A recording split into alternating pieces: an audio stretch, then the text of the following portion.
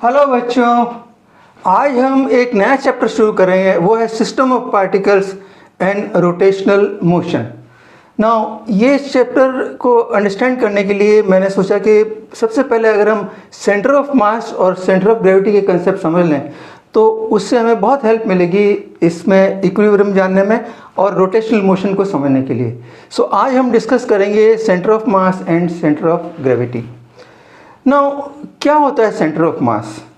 आपने देखा होगा कि जब हमने लीनियर मोशन पढ़ा था तब हमने हमेशा ये देखा था कि फोर्स एक पॉइंट सोर्स पर लगता था और हम ऑब्जेक्ट को एक पॉइंट ऑब्जेक्ट मान लेते थे।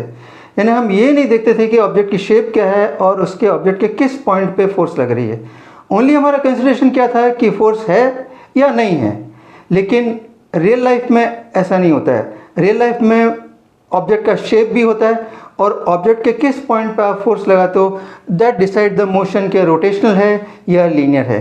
नाउ जैसे फॉर एग्जांपल मान लीजिए जैसे ये टेनिस बॉल है और टेनिस बॉल को मान लीजिए मैं अगर हॉरिजॉन्टल फोर्स लगाऊं okay at the its centre of mass पे, तो आप देखेंगे कि ये बॉल बहुत दूर तक जाएगी और मे बी अपोनेंट के कोर्ट को पार कर जाए। लेकिन वही अगर सेम फोर्स मैं अगर किसी एक एज पे लगाऊं और वर्टिकल लगाऊं सेम फोर्स, तो आप देखेंगे कि बॉल स्पिन होते हुए अपोनेंट के कोर्ट में जाएगी। So there are many such example कि फोर्स किस पॉइंट पे लगती है वो डिसाइड करता है कि रोटेशनल मोशन है या लीनियर मोशन है या दोनों मोशन है। सो आज हम पढ़ेंगे कि ये सेंटर ऑफ मास का इसके अंदर क्या रोल आता है। नाउ सेंटर ऑफ मास का मतलब होता है कि जैसा मैंने यहाँ लिखा average position of all masses को हम बोलते हैं सेंटर ऑफ मास। जैसे फॉर एग्जांपल मान लीजिए मेरे पास में ये ऑब्जेक्ट है। Now this is a rod और रॉड के अगर मैं सेंटर पॉइंट देखूं तो सेंटर पॉइंट के इसके लेफ्ट के अंदर भी एक इक्वल मास है और राइट के अंदर भी इक्वल मास है। तो ये मैं क्या कहूँगा, this is a centre of mass, क्योंकि इसके दोनों तरफ मास बराबर है।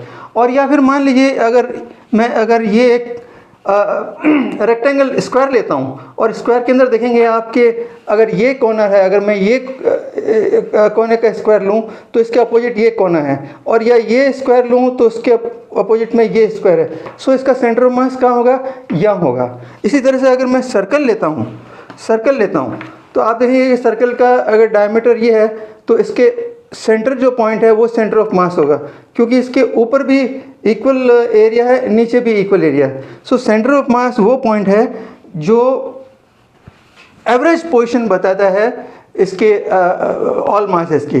जैसे एग्जांपल के तौर पे मान लीजिए कि जैसे ये मेरे पास में एक बॉडी है, रिजिड बॉडी से मेरा मतलब है कि बॉडी होमोजीनियस है, that means mass is equally distributed, और बॉडी जो है वो अपना shape different shape particular shape है बॉडी का, वो चेंज नहीं होता है। That means distance between any two masses remain same, तो उसको हम बोलते हैं रिजिड बॉडी। तो मान लीजिए मेरे पास में एक रिजिड बॉडी है और I consider there are infinite number of masses are there. So there से I have marked only taken 3 m1 m2 m3। और अगर मुझे इसका निकालना है सेंटर ऑफ मास, तो that means centre of mass क्या होगा, it is a point which represent the average position of all masses. जैसे m1 का एवरेज पोजीशन क्या है, m1 इंटू x1, इसका क्या है m2 x2, अगर मेरा ये कोऑर्डिनेट एक्सिस है तो मुझे ये पॉइंट ऐसा पॉइंट निकालना है जिस पॉइंट पे मैं कह सकता हूँ कि उस पोजीशन पे average of all masses are there. Okay, so how do I find out mathematically, अगर हम इसको निकालने की कोशिश करें तो देखिए दैट मीन्स क्या हो गया, अगर that means total mass m, अगर मान लीजिए मास m है, m is a summation of m1 plus m2 plus m3 and so on. There are various large number of points I have taken. तो अब देखिए इसका जैसे मान लीजिए मास x1 जो है, सो सॉरी मास जो m1 है, सो m1 into x1 plus m2 into x2 plus so on. Okay, ये समेशन हो गया divided by m1 plus m2 plus m3 likewise this will give me the coordinate of the COM का x का। COM में अभी short में बोलता हूँ मीनिंग सेंटर ऑफ मास है। Okay, that means I can write this. This is nothing but this is MI divided by summation mass is equal to MI. मैं इसको ऐसे भी लिख सकता हूँ, x is equal to this. And similarly अगर y coordinate है तो y कोऑर्डिनेट क्या होगा, y is equal to summation of M1 MI yi divide by summation of MI. तो z एक्सिस पे क्या होगा, z will be equal to summation of MI zi divide by MI. और मैं इसको ऐसे भी लिख सकता हूँ, अगर इंटीग्रेशन फॉर्म में लिखना हो तो I can write x is equal to, this is nothing but if the m is so small then I can write this as a integration and summation of mi is nothing but the total mass. इसको मैं लिख सकता हूँ integration, that is integration x dm.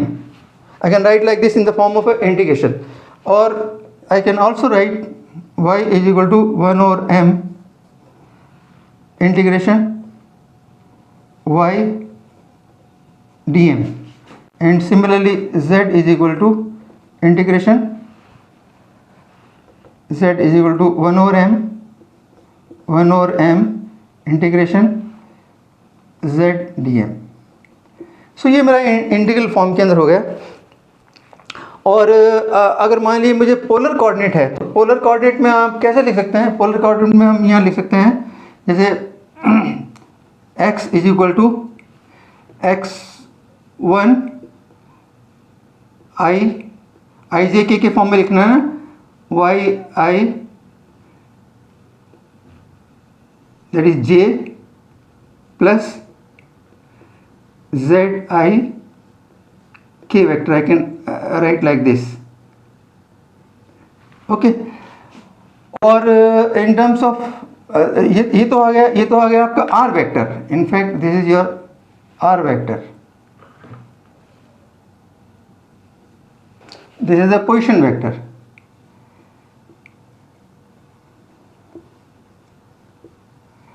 Okay. और in terms of COM का जो coordinate है वो मैं लिख सकता हूँ x i plus y j plus z k. This how I can write even in the polar coordinate. और पोलर कोऑर्डिनेट में आपको r is equal to 1 over m integration r dm. So ये मेरे को कहाँ हेल्प करता है integration करने के लिए, कि आपने देखा कि जो अब तक मैंने जो आपको जो दिखाया था सैंपल, वो सब देवर रेगुलर जो थे बॉडीज़ थी. और रेगुलर बॉडीज़ में अगर मेरे को अगर ये प्रूव करना हो कि उनका जो ज्योमेट्रिक सेंटर है वो ही उनका COM है, तो आप ये यूज़ कर सकते हैं. बिकॉज आप देखेंगे कि ज्योमेट्रिक बॉडी में फॉर एवरी,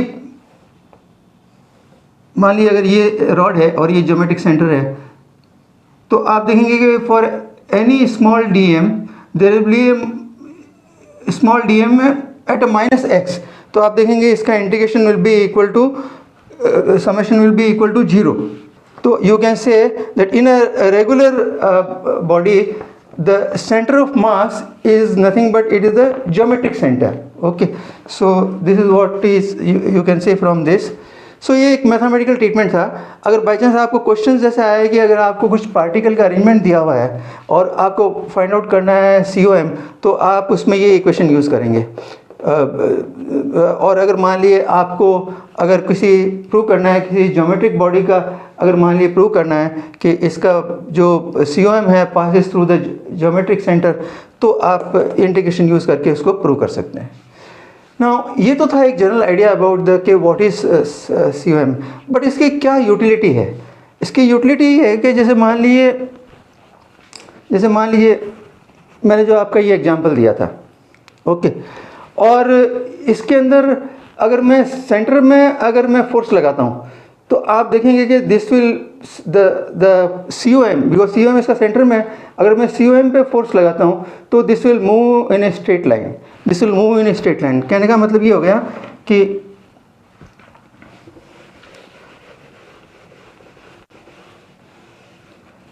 अगर suppose this is the object और ये इसका COM है और मैं इधर फोर्स लगाऊं, दिस इज द COM, तो this body will move like this, okay, this will move like this, it will move in the centre. That means ये क्या कहता है कि when force is applied at A COM, body move in a straight path without any rotation.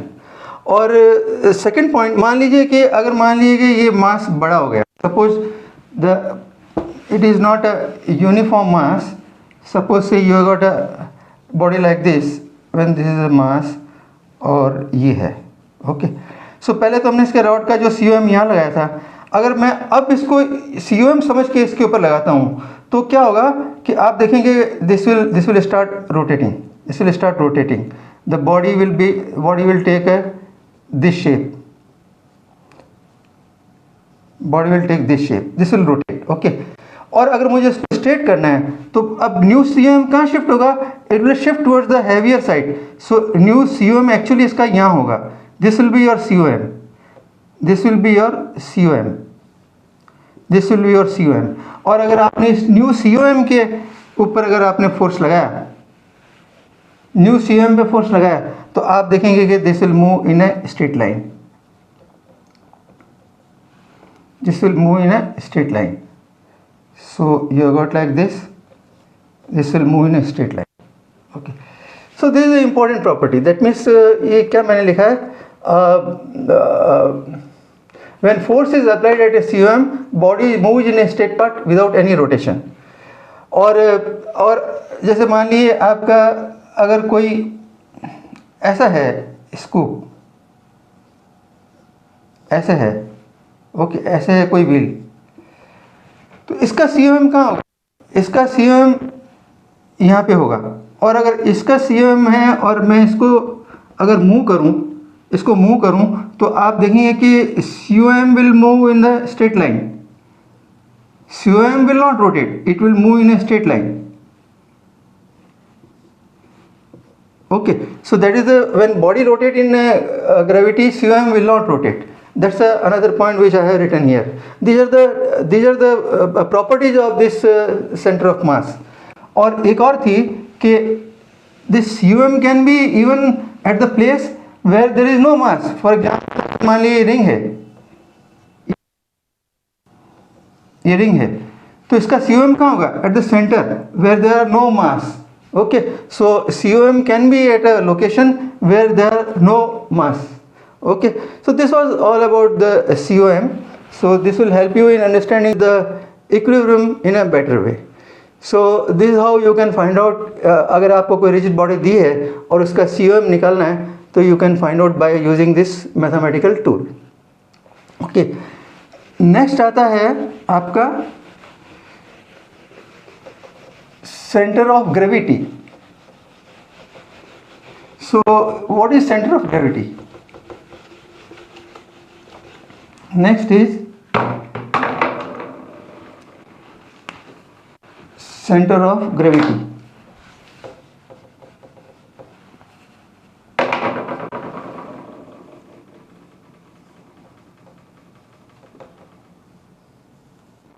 Centre of gravity क्या है? Centre of gravity is a point where all weight of body act.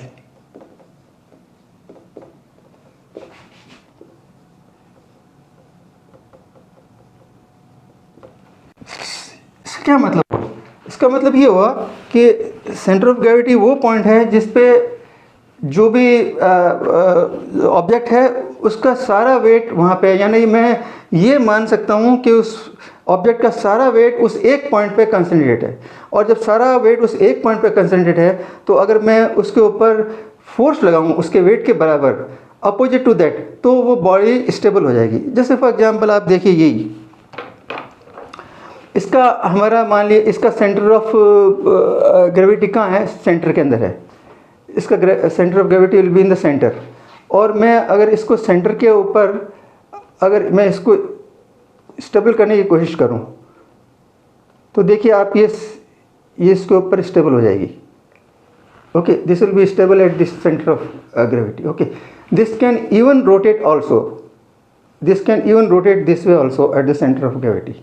Okay, so this is the where all the masses of the body can be considered कि वो वहाँ पे act करे उस point पे। इसका अदर मीनिंग क्या हुआ, इसका मीनिंग ये हुआ कि जब बॉडी जैसे मान लीजिए किसी body when body is free to rotate, मान लीजिए यही मैं अगर लेता हूँ आपको एक्सरसाइज की कि suppose this is a body and there are again mass m1 x y coordinate, मान लीजिए प्लेन में एक बॉडी है m2 x2 y2 और m3 x3 y3। Okay, so जब बॉडी सपोज ये body is free to rotate about this origin, तो इस बॉडी के ऊपर ग्रेविटी इज एक्टिंग, बॉडी के ऊपर the gravity is acting. So when the gravity is acting, then all the masses, I have assumed कि there are large number of masses, जिसमें से m1 m2 m3 जैसे sample मैंने दिखाया है, तो इसका इसके अराउंड मोमेंट है, इसका इसके अराउंड मोमेंट है, that is m1g multiply by the lever arm. So इसका जो वेट कितना हो गया, इसका m1g m2g m3g। ओके, अगर मैं एक ऐसा पॉइंट फाइंड आउट कर सकूं जिस पे आई एज्यूम कि ऑल द बॉडी का वेट है, और वो मान लीजिए अगर ये पॉइंट है, तो दैट मीन्स इस पॉइंट का टोटल मास एक्ट कर रहा है, तो multiply by g, that moment will give me the moment about this point. Okay, so that means इन सब का मोमेंट एंड इसका moment should be equal. Okay, so ये निकालने का एक तरीका होगा मेरे को कि how do I find out the centre of gravity. अगर मैं जैसे अभी जैसा मैंने एक्सप्लेन किया आपको इसमें, तो यहाँ मैं क्या लिख सकता हूँ, m is equal to m1 plus m2 plus m3 and so on, large number of masses are there. So अगर मुझे ये देखना है, जैसे मान लीजिए इसका, अगर मुझे इसका निकालना है what is the centre of gravity, centre of gravity निकालना है, that means this will be the m1g plus this is the mass m2g plus so on multiply by, मान लिए this is equal to the center x cg center of gravity। okay, should be equal to the individual का क्या होगा, that means m1g is the mass, m1g mass multiply by x1 plus m2g mass multiply by x2 and so on। okay, this should be the equation। okay, so इससे मैं क्या निकाल सकता हूँ, so xcg nothing but xcg will be equal to m1g, this thing g cancel हो जाएगा, अगर आप देखेंगे g cancel हो जाएगा, so it will be summation of m1 mi xi divided by this is m1 plus m2, so it is nothing but it is a summation of mi। Okay, देखिए formula is more और less same आता है। Okay, जो अभी हमने उस पर derive किया था सेंटर ऑफ मास के अंदर, लेकिन डेरिवेशन का तरीका और मीनिंग डिफरेंट है। ओके, सो मुझे y कोऑर्डिनेट निकालना हो तो y कोऑर्डिनेट क्या होगा, y C G will be equal to summation of M I Y I divide by summation of M I and so on Z होगा, तो जेड में भी आप लिख सकते हैं। So this is how you can find out the centre of gravity. So centre of gravity का property क्या हो गई, that means at the centre of gravity I can balance the total weight of the object। Okay, I can balance total weight of the object. और ये देखिए जैसे मान लीजिए ये एक रॉड है, ये रॉड है और इसका मान लीजिए ये फल्क्रम है और this is your COM, centre of mass. तो इफ़ जी सेम तो आप देखेंगे कि यही सी ओ जी भी है, यही सी ओ जी भी है। Okay, G is acting this way, G is acting this way, G is acting this way, G acting this way. Okay, now by chance let us say by any reason, अगर मान लिए इस side जी ज़्यादा हो जाए, इस side जी अगर मान लिए ये ज़्यादा हो जाए, जी इज मोर, तो आप क्या देखेंगे, C O M will not be same as C O G. C O G will now shift maybe toward this side, this will be the new C O G, this will be the new C O G. Okay, that is why हम कह रहे हैं कि जब सी O M निकालना है तब आप देखेंगे it is the average position of the mass, और जब आपको जो सी ओ जी निकालना है तब आप क्या देखेंगे, it where all the weight of the body is considered to be acting. Okay, so there are two different approaches, but अगर the gravity uniform है, that means I can say that in uniform gravity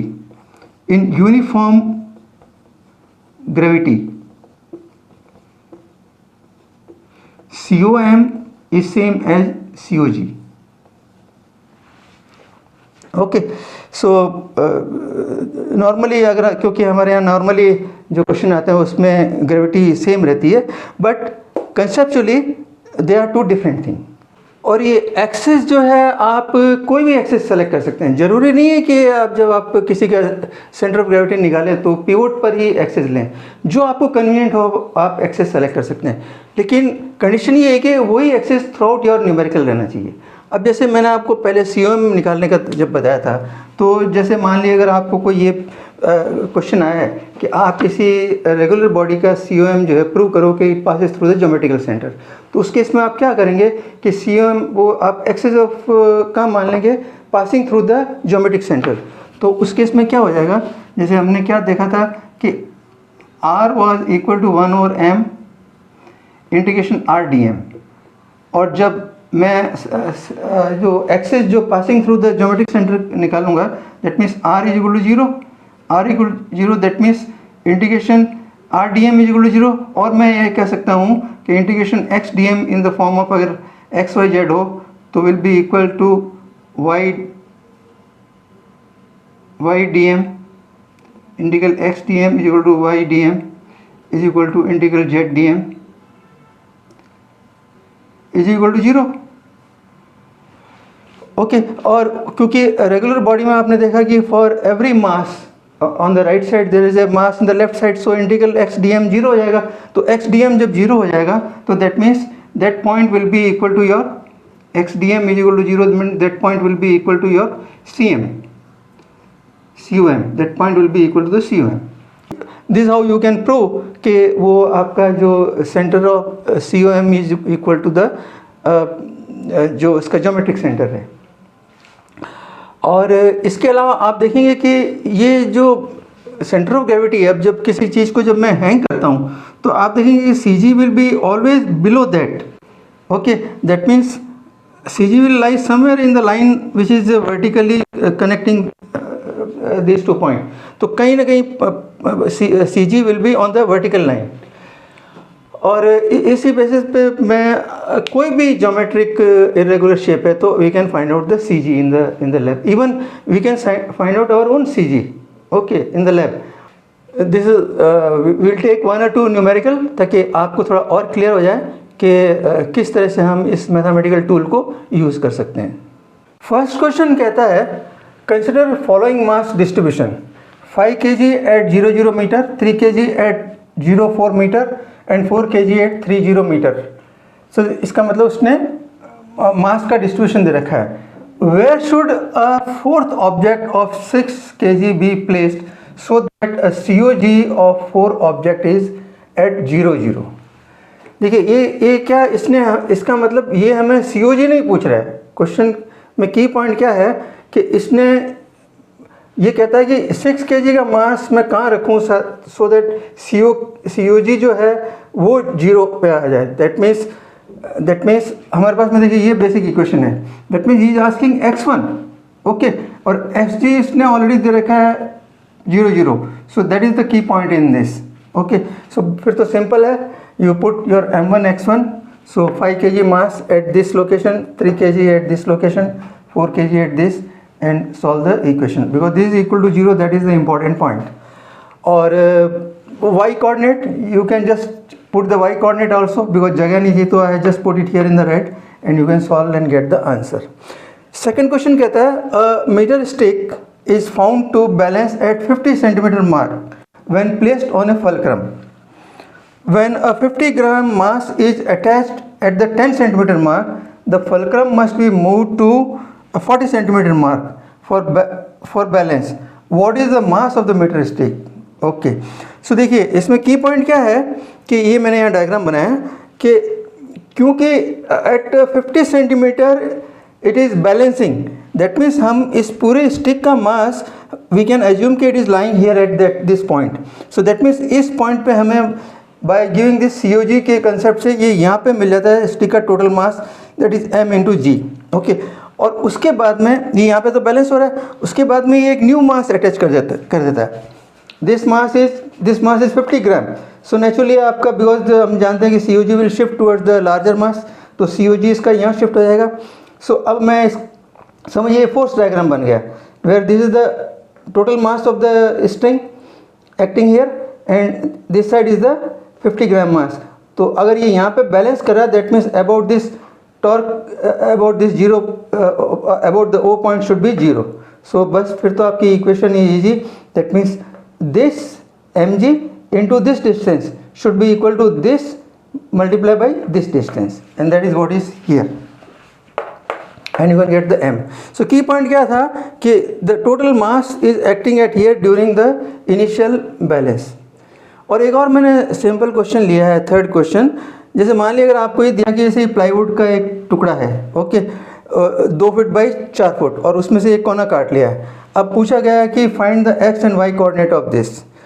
तो आप क्या करेंगे ऐसे में, जब इसमें ढूंढेंगे कि कौन सा सिमेट्रिकल फिगर हो सकते हैं. सो मैंने इसमें जैसे मान लीजिए 2 सिमेट्रिकल फिगर हो गए, मैं इसमें 2 A1 A2 में डिवाइड कर दिया. ओके, अब मुझे पता है कि इस सिमेट्रिकल फिगर का COG यहाँ पे होगा, बिकॉज सिमेट्रिकल है तो मुझे पता लग सकता है, तो इसका कोऑर्डिनेट मुझे पता लग गया. इस सिमेट्रिकल फिगर का कोऑर्डिनेट भी मुझे पता लग गया 3 and 0.5. ओके, सो मुझे ये पता लगा. अब मुझे लगा इस इक्वेशन में, हमारा जो बेसिक इक्वेशन है इसमें मेरे को चाहिए मास. तो क्योंकि ये होमोजेनियस प्लाई है, तो दैट मीन्स अगर मैं इसको मास पर यूनिट एरिया अगर मैं रो मानूँ, तो I can say that m is equal to rho into A. Okay, so that means मैंने मास को एरिया के अंदर कन्वर्ट कर लिया. And now I apply the formula here, same जो हमारा ये फॉर्मूला है. सो that is m1 x1, m1 क्या हो गया, rho into a1 into x1 plus m2 x2, that is rho into a2 into x2, and rho a1 plus rho a2, that is m1 plus m2. तो आप देखेंगे ये rho cancel हो जाएगा and you will get the answer. You put the values and you get the answer. So आप देखेंगे कि इसी तरह से आप YCG भी निकाल सकते हैं. और क्योंकि ये आप देखेंगे कि हैवी मास इधर है, तो योर XY कोऑर्डिनेट में भी समवेयर अराउंड दिस पॉइंट. सो इस पॉइंट के जो कोऑर्डिनेट आएंगे वो आपके इसकी वैल्यू आ जाएगी. So this how you can just to give an idea about this question on the COG. Now I close it here and my as usual to advise कि आपको जो कुछ भी आज नया लगा है आप उसको नोट डाउन करिए and subscribe my channel. Thank you.